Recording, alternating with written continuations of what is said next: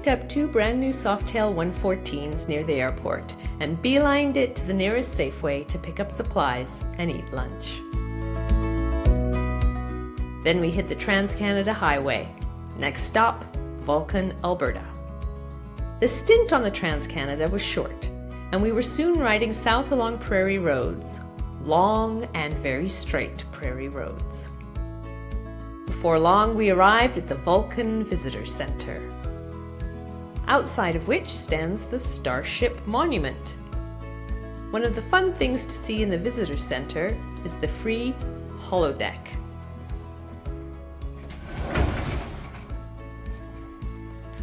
These costumes apparently were all made by an employee at the Visitor Center here.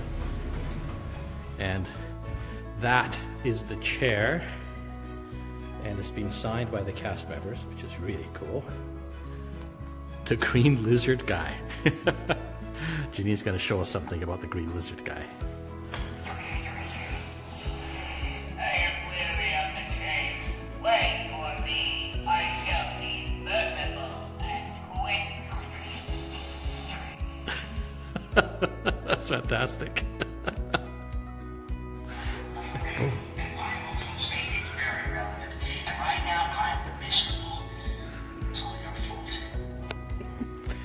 They put a Ferengi head on a female mannequin to make that work. Look at this, that's Khan. That is Khan. With the open shirt. Of course it is. There is a Borg, a couple of Borg. Borg, lower your shields under your ships. We will add your biological and technological distinctiveness to our own. Your culture will adapt to serve as us. Resistance is futile. And I guess that's supposed to be 7 of 9.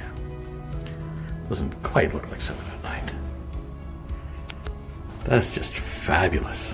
Fun will now commence. That's her. It's actually her voice. We had a picnic dinner outside our shuttlecraft and explored the highly themed town.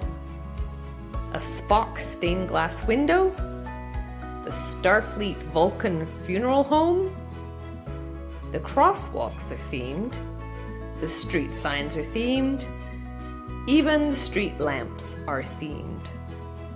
And of course there is a bust of Spock, the penultimate Vulcan.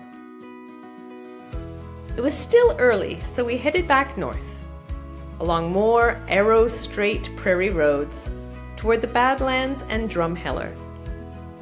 We made a quick stop at the very windy Blackfoot Crossing historical site, but it was closed.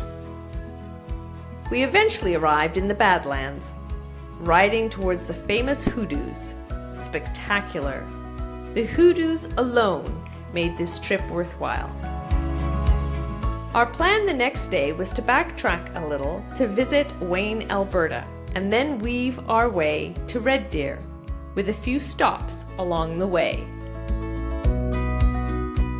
Wayne is home to the Last Chance Saloon, which would be closed this early, but our real goal was to ride the 11 Bridges Road on the way there.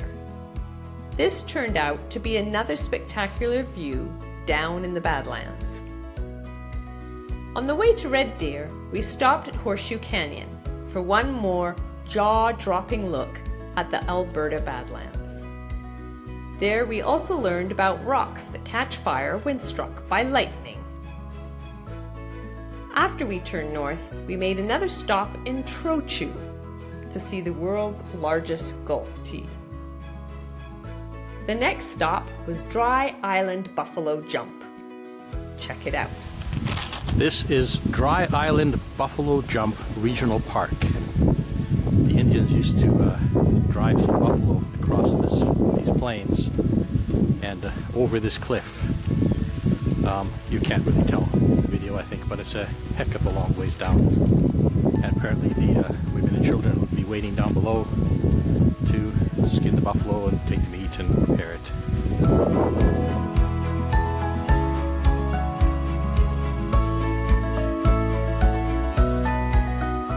From there, we zigzagged our way through some country roads, dodging rain showers for a quick visit to the Kerrywood Nature Reserve to make music.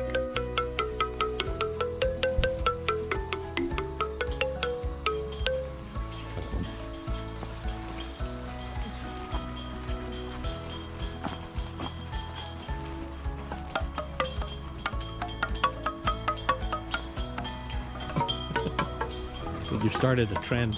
Okay, go over there.